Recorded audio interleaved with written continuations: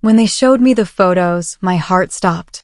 There I was, or someone who looked eerily like me from behind, wrapped in the arms of a stranger. The timestamp read yesterday afternoon, when I'd been grocery shopping alone. My husband's face had gone pale, his father standing beside him with a grim expression that didn't quite reach his eyes. That's when I knew. This wasn't just a misunderstanding. This was a calculated attack. I can explain, I said, though there was nothing to explain. The woman in the photos wasn't me. But Richard Barrett, my father-in-law, had already poisoned the well. He'd spent 2 years waiting for this moment, the moment he could finally prove I was never good enough for his son. I never thought my life would become a nightmare in the span of 12 hours. But that's exactly what happened the day my father-in-law decided to destroy me. My morning had started like any other. I woke up beside James, my husband of 2 years, in our modest 2-bedroom home on the outskirts of the city.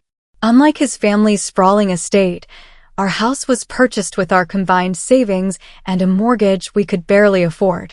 But it was ours and I loved it. Morning, beautiful, James murmured, his voice still heavy with sleep. He pulled me closer, his warmth a comfort against the early autumn chill. Morning. I smiled, kissing him before reluctantly pulling away. I've got to get ready. Big presentation today. James groaned. Call in sick. Stay with me. You know I can't. I laughed, throwing a pillow at him. Some of us don't have daddy's company to fall back on. It was a joke, but one that never sat well with either of us. James had chosen to pursue his own career as an architect rather than join Barrett Industries, a decision that had created a rift between him and his father. Richard Barrett never understood why his son would choose a modest salary over a guaranteed executive position. And he understood even less why James would choose to marry me, Olivia Matthews, a marketing executive from a middle-class family with no connections and no trust fund. I showered quickly, mentally rehearsing my presentation while the hot water washed over me. Today could mean a promotion if I impressed the right people. I needed this win. Not just for my career, but to prove to myself more than anyone that I deserved my place in James's life, despite what his family thought. Don't forget we're having dinner with my parents tonight, James called out as I was getting dressed. My stomach dropped. Tonight? I thought that was next week. Dad called last night while you were in the shower. Said he has some important announcement to make. I met James's eyes in the mirror as I applied my mascara. We both knew what the announcement likely was. Richard had been hinting for months that he wanted James to reconsider his position at Barrett Industries. Each family dinner felt like a carefully orchestrated campaign to lure James back into the fold. I'll be home by 6, I promised, though my enthusiasm had significantly diminished. Hey, James said, wrapping his arms around me from behind. We're a team, remember? Whatever Dad's planning, we'll handle it together. I nodded, wanting desperately to believe him. But I'd seen firsthand how James's resolve weakened around his father. Richard Barrett was a force of nature, a self-made millionaire who'd built his company from nothing. He commanded respect, even from his son. I love you, I said, turning to face him. No matter what. And I love you. Always. I left our house at 7:30 a.m., unaware that Richard Barrett had already set his plan in motion. My presentation went better than expected. The client loved our campaign ideas, and my boss gave me a rare nod of approval. By noon, I was riding high on success, feeling more confident about the evening ahead. I decided to use my lunch break to pick up groceries for the weekend, knowing we'd be too exhausted after dinner with the Barretts. The supermarket was quiet on a Friday afternoon. I took my time, filling my cart with ingredients for the pasta dish I'd been wanting to try. As I reached for a bottle of wine, I felt a strange sensation, like I was being watched. I turned, scanning the aisle, but saw no one paying me any particular attention. I shook off the feeling and continued shopping. But the uneasiness persisted, following me through the checkout and into the parking lot. As I loaded groceries into my trunk, a man bumped into me. I'm so sorry, he said, steadying me with a hand on my arm. He was handsome in a generic way, tall, well-dressed, with a smile that didn't quite reach his eyes. It's fine, I replied, pulling away slightly. Something about him fell off. "You're Olivia Barrett, right? James's wife." He continued, not releasing my arm. "Yes," I answered cautiously. "Do I know you?" "No, but I know all about you." His smile widened. "Richard sends his regards." Before I could process what he meant, he walked away, disappearing around the corner of the building. I stood frozen, groceries forgotten, as a chill ran down my spine. Had Richard sent someone to follow me? The idea seemed paranoid, but the man had known my name, my relationship to the Barretts. I should have called James right then. I should have told him what happened. But I didn't want to sound crazy, accusing his father of having me followed based on a strange encounter. Besides, I had to get back to work. The incident, though unsettling, would have to wait. That was my first mistake. I returned to the office, threw myself into work, and managed to push the strange encounter to the back of my mind. By 5:30 p.m., I was packing up to leave when my phone buzzed with a text from James. "Come straight to my parents' house." Dad insisted we start early. I texted back, "What about the groceries in my car? Just come. Please. It's important." Something in his terse message sent warning signals flaring through my body. This wasn't like James. I gathered my things quickly and headed to my car, dread building with each step. The Barrett estate sat on 3 acres of manicured lawns in the city's most affluent neighborhood. The house itself was a modern architectural masterpiece, all glass, steel, and intimidating angles. I'd always felt like an intruder there, despite James's assurances that it was his home too. As I pulled up to the gate, I noticed James's car already in the driveway, along with his mother's sleek Mercedes and his father's Bentley. The security guard nodded as he let me through, his expression unreadable. Had he always looked at me that way, or was I becoming paranoid? I parked beside James's car and checked my appearance in the rearview mirror. I looked tired, stressed. Not at all ready for whatever power play Richard had planned for the evening. But I didn't have a choice. I grabbed my purse, took a deep breath, and walked to the front door. The housekeeper, Elena, opened it before I could ring the bell.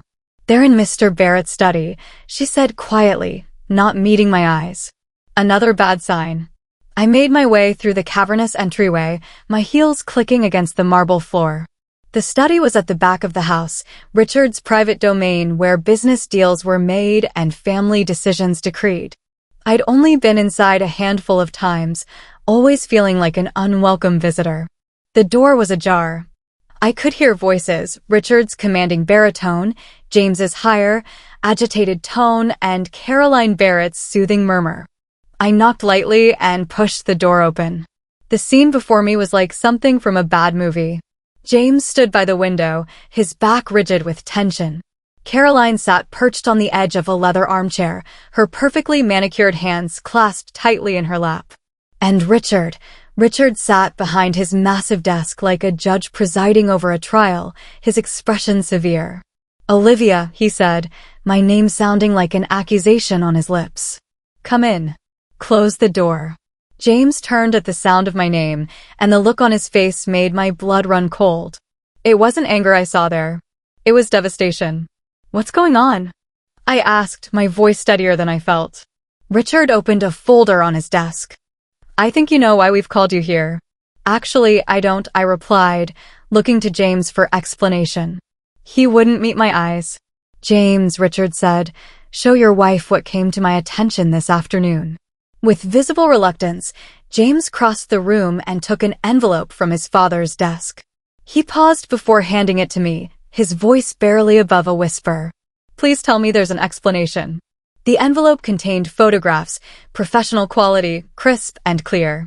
They showed a woman with my build, my hair color, in an outfit similar to what I'd worn that day. She was wrapped in the arms of a man, their faces close, bodies pressed together intimately. In some shots, they were entering a hotel.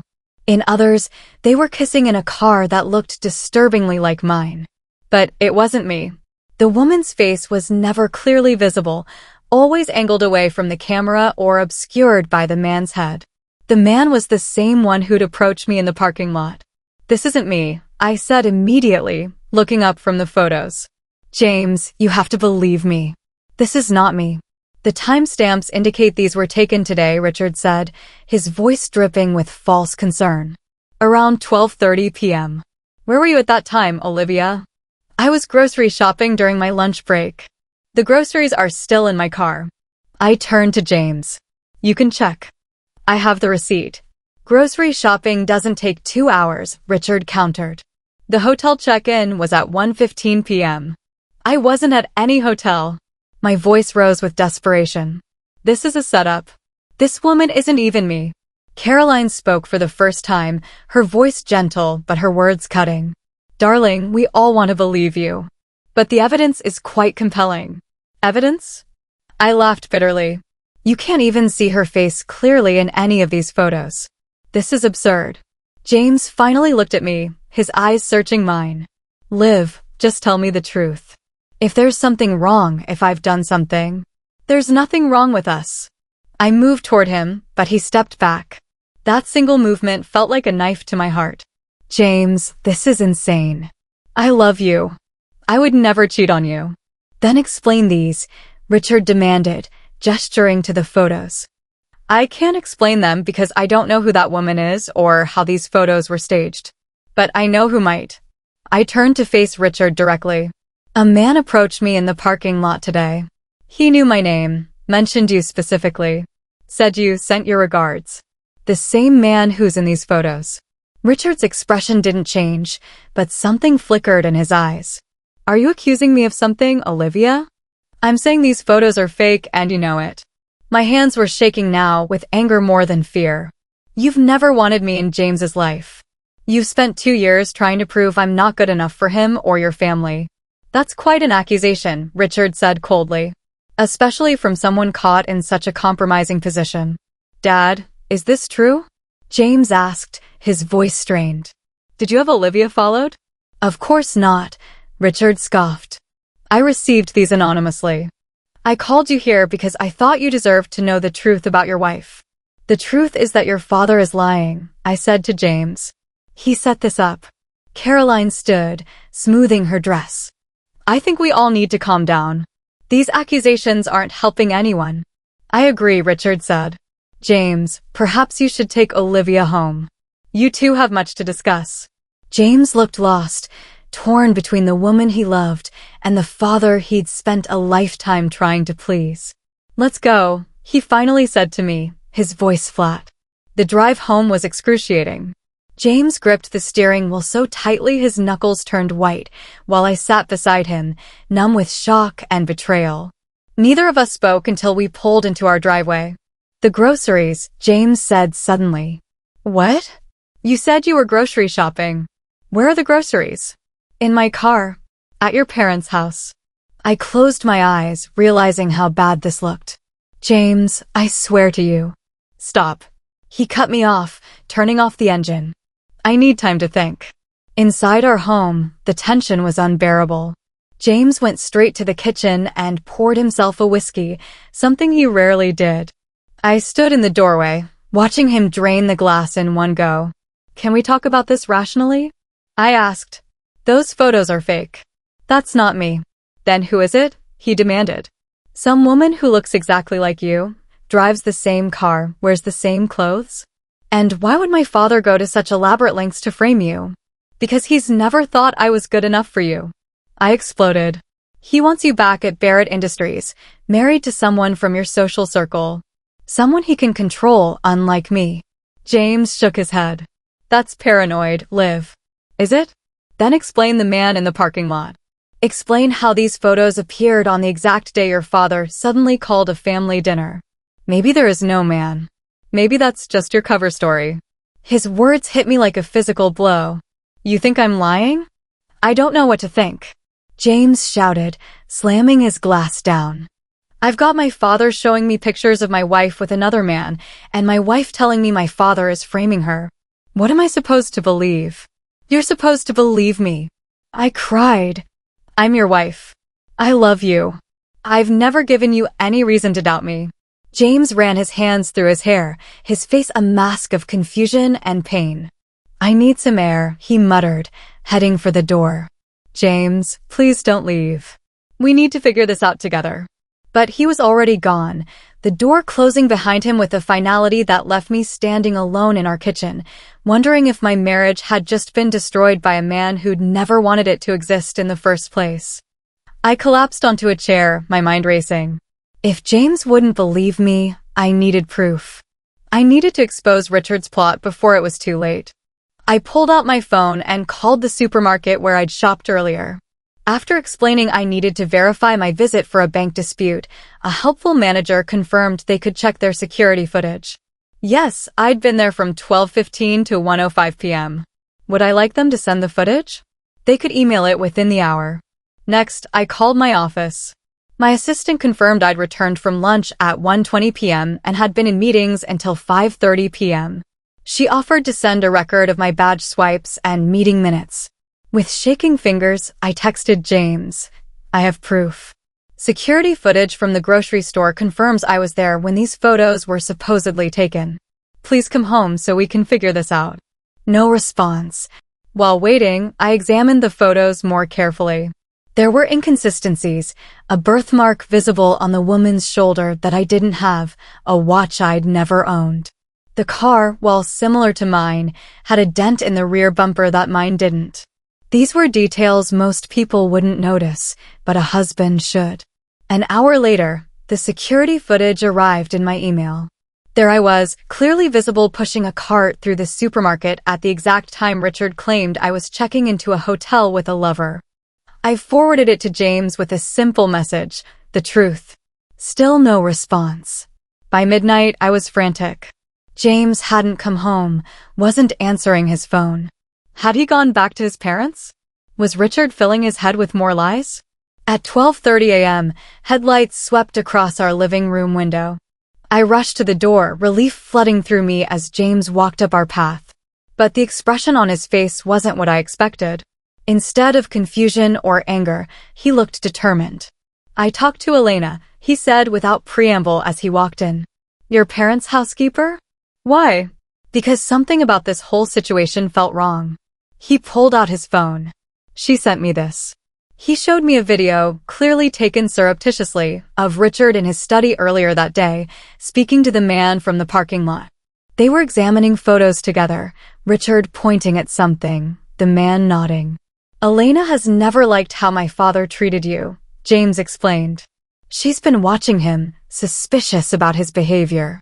When she overheard him arranging this emergency dinner, she decided to keep an eye on him. So you believe me? My voice broke on the question. I should have believed you from the start. James's face crumpled with regret. But he's my father, Liv. I never thought he'd go this far. What do we do now? James's expression hardened. We confront him. Tonight? It was nearly 1 a.m. when we pulled up to the Barrett estate. The house was mostly dark, except for Richard's study, where lights still burned. The security guard looked surprised to see us, but let us through without question. James didn't bother knocking. He used his key to enter the house and strode directly to his father's study, me close behind.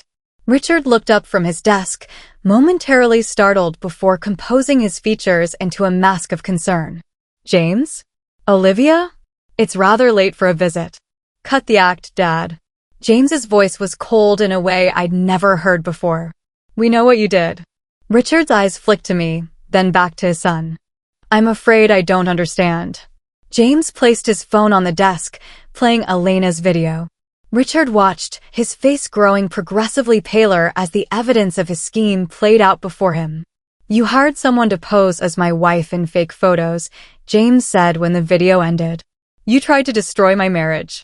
I was protecting you, Richard insisted, his voice rising. She's never been right for you, James. She's holding you back from your potential, keeping you from your rightful place in this family. The only person trying to control me is you. James's voice shook with barely contained fury. You've never respected my choices, not my career, not my wife, not my life. She'll never fit into our world. Richard exploded, his carefully maintained facade cracking. Look at her. No connections, no breeding, nothing to offer but a pretty face. I built everything I have from nothing, worked my fingers to the bone so you would never have to struggle, and this is how you repay me? By throwing it all away for her. I love her, James said simply. That's something you've never understood. Richard turned to me, his expression venomous. You think you've won, don't you? You've turned my son against me. You did that all by yourself, I replied steadily. I never wanted James to choose between us. You forced that choice. Get out of my house, Richard hissed. Gladly, James said. But first, he pulled out a small recorder from his pocket. I thought you should know this entire conversation has been recorded. If you ever try to interfere in our lives again, this goes public. How do you think your board of directors would react to hearing the great Richard Barrett admit to falsifying evidence and hiring someone to frame his daughter-in-law? Richard's face drained of all color. You wouldn't dare. Try me, James challenged. You taught me to always have leverage, remember?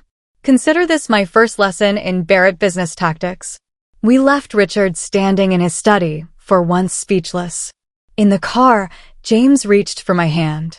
I'm so sorry I doubted you, even for a moment, he said, his voice thick with emotion. You came back, I replied, squeezing his hand. That's what matters. I almost lost you because of him. But you didn't. I leaned over and kissed him gently. We're stronger than his schemes. Dawn was breaking as we arrived home. Exhausted, but somehow lighter, we fell into bed together, holding each other close as the first rays of sunlight filtered through our curtains. What happens now? I asked softly. With your father, I mean. James sighed. I don't know. Part of me wants to cut him off completely. But he's still my father. We don't have to decide everything today, I said. We have time. There is one thing I've decided, James said, propping himself up on one elbow to look at me. I've been offered a partnership at my firm. It would mean more responsibility, more hours initially, but eventually more freedom to choose my projects. That's amazing! Why didn't you tell me? I was going to after dinner. Before everything exploded. He smiled ruefully. I've been holding back, worried about disappointing my father even more. But what happened tonight showed me I've been living in his shadow for too long. So you're taking it? I am. And there's something else. He took a deep breath. I think we should start trying for a baby. If you're ready. Tears sprang to my eyes. We'd talked about children, but always as a future possibility. Something to consider after we were more established, more secure. Are you sure? Your father will see it as another act of rebellion. I don't care what he thinks anymore, James said firmly. I want to build our family on our terms, not his. As the sun rose fully, bathing our bedroom in golden light, I looked at my husband, this man who had chosen me, who had ultimately believed in me despite the elaborate trap set by his own father, and felt a surge of love so powerful it brought fresh tears to my eyes. Yes, I whispered, pulling him close. Let's build something beautiful together. In the weeks that followed, we created clear boundaries with James's parents. Caroline, to her credit, was horrified when she learned what Richard had done. She began visiting us without him, tentatively rebuilding her relationship with both of us, especially after we told her we were trying for a baby. Richard maintained his distance, pride preventing him from offering a genuine apology. But the overt hostility ceased, replaced by a cold civility whenever our paths crossed. It wasn't perfect, but it was livable. As for us, the ordeal had changed something fundamental in our relationship. The doubt that had momentarily crept in had been replaced by a deeper trust, a knowledge that we had faced the worst someone could throw at us and emerged stronger. 6 weeks after what we now called the frame-up, I missed my period. The pregnancy test confirmed what I already suspected. We were going to be parents. When I told James, he lifted me off my feet, spinning me around our kitchen with tears in his eyes. My father will be furious, he said, but his smile never faltered. Let him be, I replied, kissing him. This baby will have everything it needs, 2 parents who love each other fiercely and who will never let anyone come between them again. And in that moment, standing in our modest kitchen in our imperfect house with our imperfect life stretching before us, I knew we had won something far more valuable than Richard Barrett's approval. We had won our freedom to love each other, to build our family, to define success on our own terms. Some battles are worth fighting, even when they seem impossible to win. Some love is worth protecting, even when the world tries to tear it apart. And sometimes, the greatest victory isn't defeating your enemy, but refusing to let them change who you are and what you believe in. That night, as James slept beside me, his hand resting protectively over my still flat stomach, I silently thanked Richard Barrett for his cruel scheme. Without knowing it, he had given us a gift, the certainty that what we had built together could withstand anything, even the manipulations of the man who had once seemed all-powerful in our lives. Our story wasn't over. In many ways, it was just beginning. But the hardest chapter had been written, and we had emerged from it not as victims, but as victors. Together.